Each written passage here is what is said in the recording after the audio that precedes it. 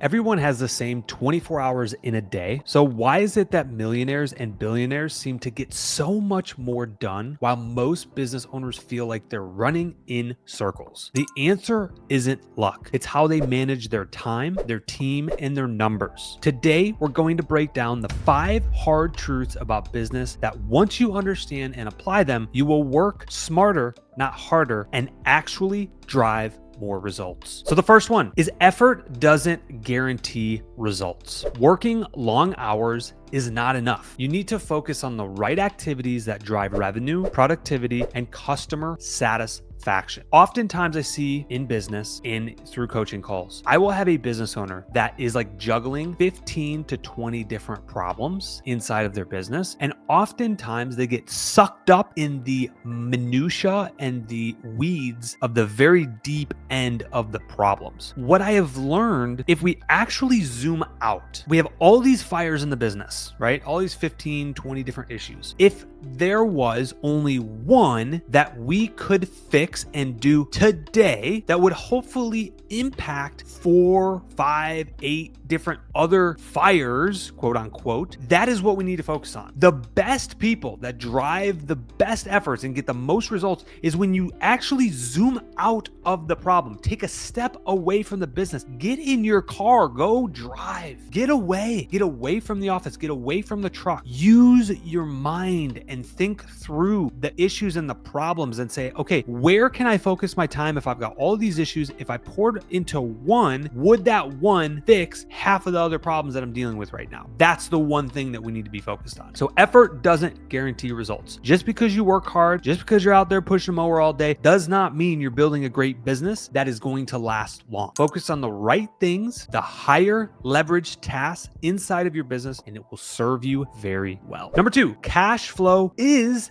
everything. Sales on paper does not pay the bills. Tracking actual cash coming in and out is going to be critical to staying alive and growing. Once the cash runs out inside of the business, that's it. Like, that's not good. So we have to be able to manage the cash flow. We have to look at our expenses, our overhead. What are the fixed expenses that if it rained for the next 2 weeks, or let's say it snowed and there was ice for the next 2 weeks and nobody could drive, what are those expenses that I still have to pay inside of the business that are not going to go away? Your rent, your utilities, your subscriptions for your software, all of these things are fixed overhead costs inside of your business that you want to minimize as much as you humanly possibly can. So that way you can have variable costs of like when you get busy in the spring rush in the summer, great. Costs can go up, like labor, things of that nature, and material. But in the winter, when things slow down, you're not having this high impact of overhead that you have to continually dishing out each and every day and week. Cash flow is king. What I would recommend is 1 month of revenue that you generally make in the peak season. Keep that in your bank account as a buffer and a cash flow to where when that rainy day comes, it's not a matter of if the truck breaks down, it's a matter of when the truck breaks down. You will have money in the bank to actually pay for that repair. It turns a crisis into an inconvenience when you have that emergency fund of 1 month business revenue at peak season inside of your bank account at all times. Hey, real quick, my business partner and I built a private school community for people just like you, trying to build their home service-based business from the ground up. We managed to build a 7-figure lawn business from the ground up, and we're sharing all of the SOPs, documents, and templates and systems inside of our coaching program. You get access to us, so click the link in the description below. Let's scale this thing together. Number 3, your team mirrors your leadership. You are the lid to your organization. If you can envision a graph on a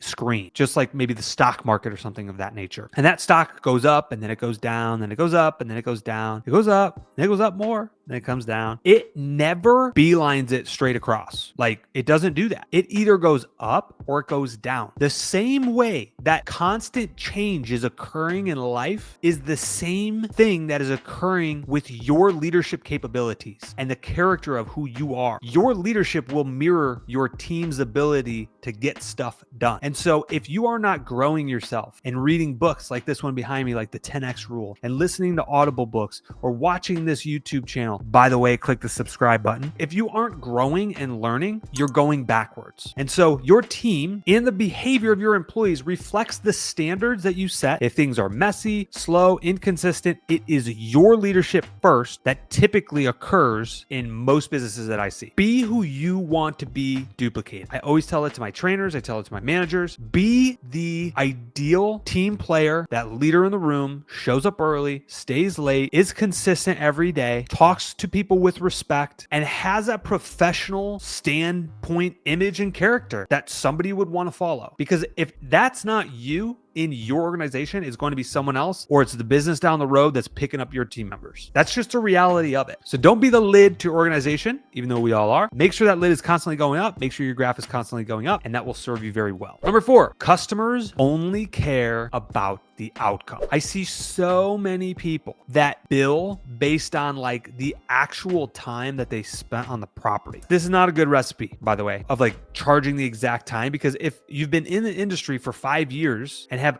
all this experience and are very efficient and do everything very, very well, you should be compensated for that knowledge and that skill set that you have. And the way that you do that is you set a budgeted amount of time towards a job. And so if you get it done in half the amount of time, great, you get paid the other half because you're very quick and efficient in what you do. And there might be a real minute 1 or 2% of customers that will complain, that job cost me $400 and you only spent 2 hours of time there. You bet it did. Absolutely. Because of the skill set and the time and energy that you've learned over the years, 98% of customers don't care how long you've been there. And they're not sitting there watching out the window. Okay, the 1 or 2% will be, by the way. Those are the ones you probably just want to, hey, pass them along to the next lawn care company. They can have them. You want to focus on the 98% of people that don't care how long it takes. They don't care what equipment you use. They don't care about any of that. All they care about is that when they walk outside their front door, are their bushes looking good? Are the weeds pulled in the beds? And is the fresh mulch not all over the yard and nice and thick so it keeps the weeds out? Like, they want results. But yet so many of us think that we have to bill based on the exact time that we're there. Recipe for disaster. Do not recommend that. So number 4, customers only care about outcomes. Once we realize that, we can start to change our mindset and actually implement some of these systems and processes inside of the business to actually move things forward. Number 5, the numbers don't lie. I love this one. I have a lot of meetings every single week actually with my GMs. Not only that, but also coaching clients. It's amazing when you look at the numbers, and I can